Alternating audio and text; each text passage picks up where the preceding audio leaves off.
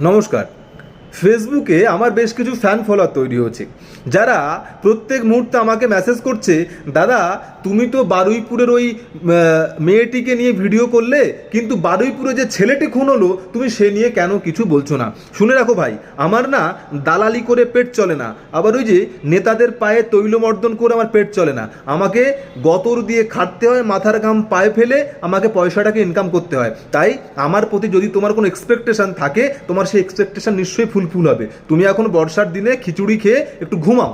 এবার তোমাকে বলছি শোনো, এবং আপনাদেরকে একটা কথা বলি, এই যে বারুইপুরে যে মেয়েটির উপরেই নির্মমভাবে অত্যাচার করে মেয়েটিকে খুন করা হলো, তাদের যেমন তদন্তের মাধ্যমে শাস্তি চাই, ঠিক তেমনি বারুইপুরের যে বাচ্চা ছেলেটিকেও খুন করা হলো তাদেরও সঠিক তদন্তের মাধ্যমে এই খুনিদেরও যথাযথ শাস্তি চাই। কিন্তু এই শাস্তি চেয়েই কি সব কথা শেষ? এই যে নির্যাতিতার জন্য শাস্তি চাইছি, বিচার চাইছি, যিনি খুন করলো তানাদেরও শাস্তি চাইছি, যারা খুন করলো তানাদেরও শাস্তি চাইছি, এই শাস্তি চাওয়ার পরেই কি সমস্ত কথা শেষ? কেন কেন প্রত্যেকটা দিন বারে বারে আমাদের সমাজে ধর্ষণকারীদের, ধর্ষকদের সংখ্যা বেড়ে চলেছে? কেন প্রত্যেক দিন আমাদের সমাজে মানুষকে খুন করার মতো প্রবণতা বাড়ছে? কেন প্রত্যেক দিন প্রতি মুহূর্তে আমাদের সমাজে রাহাজানি করা, লুটপাট করা, ডাকাতি করা, চুরি করা, এই প্রবণতা মানুষের মধ্যে ধীরে ধীরে বাড়ছে? এই প্রশ্নটি আসল প্রশ্ন। কেন বাড়ছে, কিসের জন্য বাড়ছে? আপনি ভালো করে ভেবে দেখুন তো।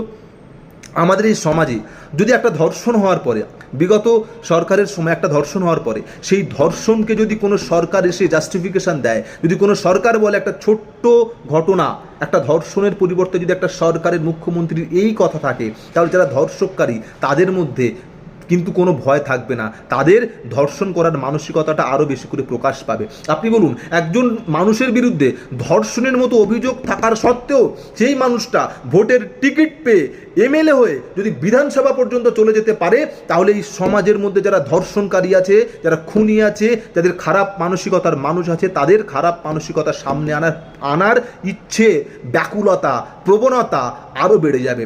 এই সমাজের বুকে যারা চুরি করছে, আপনি বলুন তো, শ্রমিকবাবুকে ক্ষয়ের ছেলে বলে যারা বিধানসভায় চলে যায়, যারা মন্ত্রী হয়, তাহলে সমাজের যারা ক্রিমিনাল মাইন্ডের তারা যদি এটা দেখে, তারা কিন্তু ভাববে আমি ওই পার্টিকে ভোটটা দিই, তাই আমিও যদি এমন কাজ করি আমিও কিন্তু পার পেয়ে যেতে পারি। আমাদের দেশের প্রধানমন্ত্রী 2014 সালে মিটিং করে বলল, দেখেছেন ক্যামেরার সামনে হাত পেতে কাদেরকে টাকা নিতে দেখা গিয়েছে, আমরা দেখলাম কাদেরকে ক্যামেরার সামনে হাত পেতে টাকা নিতে। আপনি ভালো করে ভেবে বলুন তো, প্রধানমন্ত্রী যাদের নামে অভিযোগ করলো তারাই যদি আবার আমাদের পশ্চিমবঙ্গের মন্ত্রী হয়, দেশের মন্ত্রী হয়, রাজ্যের মন্ত্রী হয়, তাহলে যাদের মধ্যে অপরাধ করার মানসিকতা আছে, যাদের মধ্যে চুরি করার মানসিকতা আছে, ধর্ষণ করার মানসিকতা আছে, ডাকাতি করার মানসিকতা আছে, তাদের মধ্যে মানসিকতা দিনের পর দিন বাড়বে না কমবে? এই রাষ্ট্রযন্ত্র যারা পরিচালনা করছে, এই রাষ্ট্রযন্ত্রকে যারা দিনের পর দিন পরিচালনা করছে, তারা যেভাবে অন্যায় করছে এবং তাদের অন্যায়কে ধামাচাপা দেওয়ার জন্য, শুধুমাত্র ক্ষমতাকে হাতের মুঠোয় কুক্ষিগত করে রাখার জন্য সমস্ত চুরি মাপ, সমস্ত ধর্ষণ মাপ, সমস্ত ডাকাতি মাপ, আর দিনের পর দিন সমাজের মুখে যারা ধর্ষণকারী আছে, যারা চুরি করছে, যারা ডাকাতি করছে, তাদের ভেতরে যে সাহসটা আছে, দুঃসাহসটা আছে যে হ্যাঁ আমি ধর্ষণ করতে চাই, যে ধর্ষণের মতো একটা বীজ যাদের ভেতরে বপন করা আছে, সেই ধর্ষণের বীজটা কিন্তু একদিন চারা গাছে রূপান্তরিত হচ্ছে। আজকে সমাজের এই পরিস্থিতি, যারা রাষ্ট্রযন্ত্র পরিচালনা করছে, এই কারণে ধর্ষক যদি বিধানসভায় যায়, যাদের নামে ধর্ষণ